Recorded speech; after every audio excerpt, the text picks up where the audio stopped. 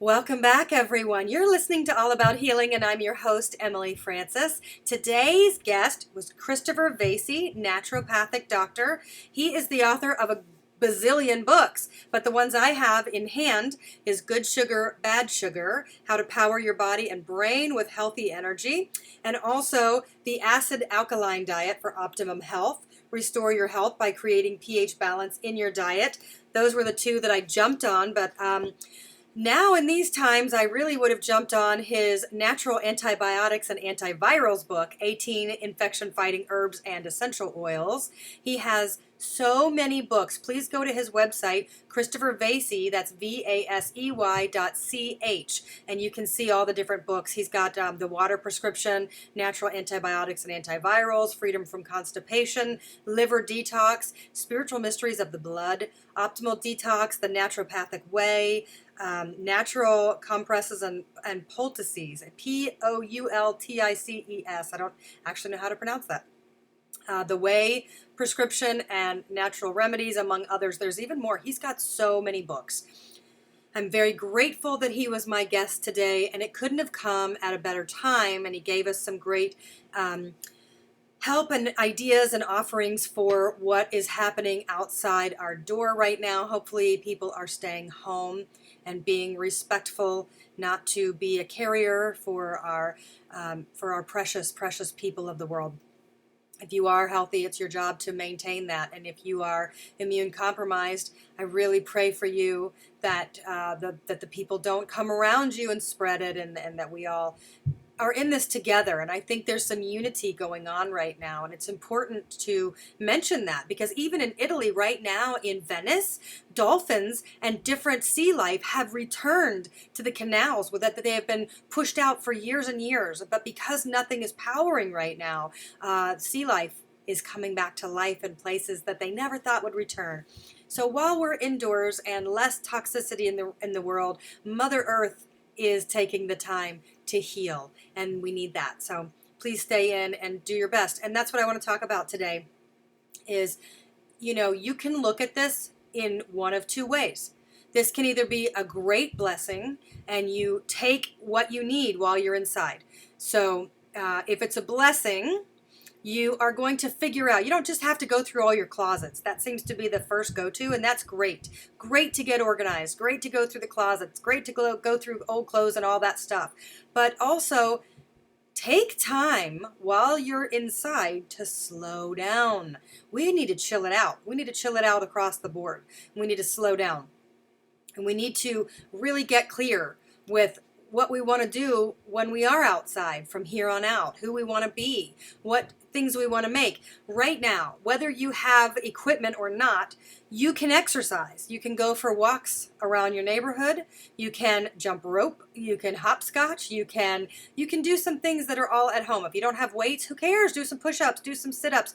It's important. And I had to give myself this talk because I'll be honest, I've gotten out of the habit and I haven't been as good as I want to be. And then I gave myself a talk the other day that if you're going to be inside and you know that you can exercise, you have zero excuse because you know you have the time. So that's really important, that you do things to maintain your quality of life, your health and well-being of your body and of your mind.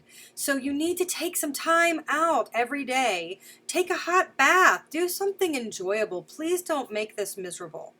The other side of the people can look at this as like a jail and take it as a misery. And it's really about your attitude. It's the same offering for everybody. We're inside.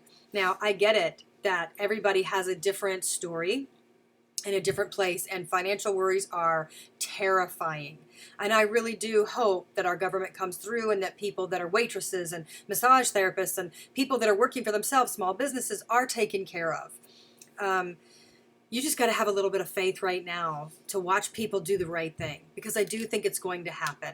And I know that that's a little Pollyanna-esque of me, but I believe that. I believe that for you. I believe that for us. I believe that for me. I believe that for everyone, that it will take care of itself, but your health won't. So that has to be the priority. You have to worry about staying alive and staying healthy, and then you can let the money and all the other worries come second, third, fourth, fifth, and so on. If you're home and you have children and you are learning the ropes to homeschool, I had to learn these ropes myself this year, and I had more time than you are given. My friend made a comment on Facebook that I think is really valuable and important. And I'm going to read it because I think that we think we're funny sometimes when we talk about how unruly our kids are, or I want to get this kid out of my classroom. You have to be really careful. So here's what she wrote, and I think it's worth re-saying. And it's my dear friend Ashley Calloway, spiritual counselor and school teacher.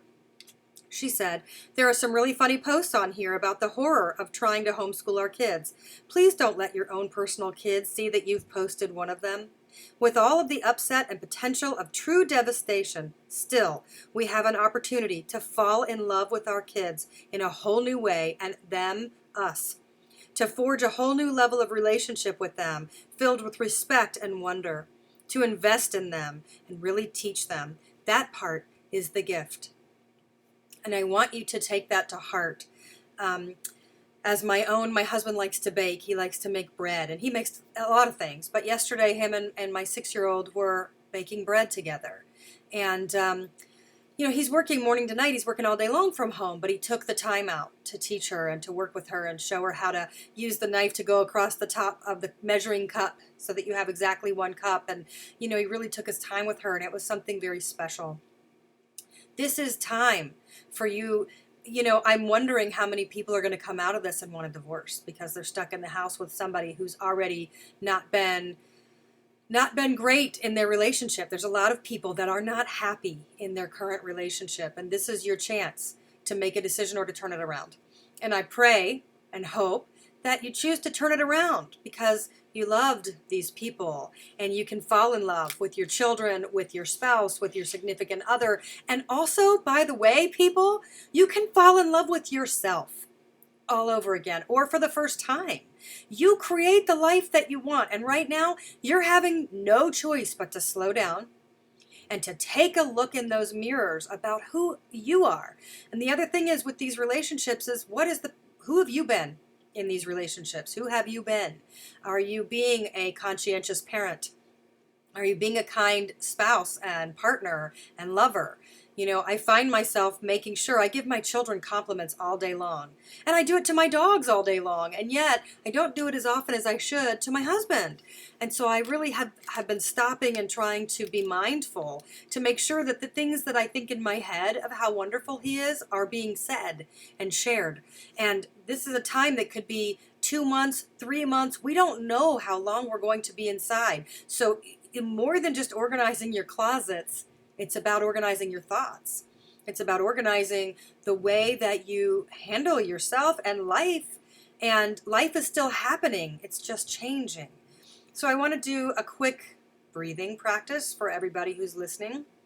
Remember, when you get overstressed, the most important thing is not to take that deep breath in, because then it's stressful and at the top of the chest, and it doesn't help you.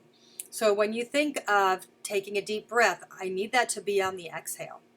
So breathe out everything you have for a count of 1, 2, 3, 4, and hold for a moment. Then slowly inhale. 1, 2, 3, 4. Hold that. And release. 1, 2, 3, 4. Hold. And inhale again. And you start to slow your breathing. Some people love to double the length of the exhale to the length of the inhale, and that's great too. But the most important thing right now is to begin and end with the exhale, and to hold at the end of each breath in before you go to the breath out, and then hold that with empty lungs, and then let the new breath in. Even better than that is to pair it with some positive words or affirmations. You can do a single word. You can do whatever words you want. But on that slow inhale, you're bringing something in to your lungs. So hopefully it's healthy lungs, healthy body. And when you exhale, release the fear, release the angst, release anything unsavory that you're doing in your behaviors to the people that you're in home with. Release all of the things that make life hard, okay? Financial difficulties, all the worries that you have. Try in this moment to release them just with your breath. The Reiki master and founder and creator of Reiki, Dr. Mikhail Usui, he always starts this prayer with just for today. Just for today, I will be calm. Just for today, I will be healthy. So maybe just start some of that. Just for today, I will do whatever it is that you want to do. That's really important. Find me on Instagram, Emily A. Francis Books. Find me anywhere. Shoot me an email, emilyaFrancis@gmail.com. Be in touch. You're not alone in this thing. Make it a great week. We'll see you back here next Wednesday.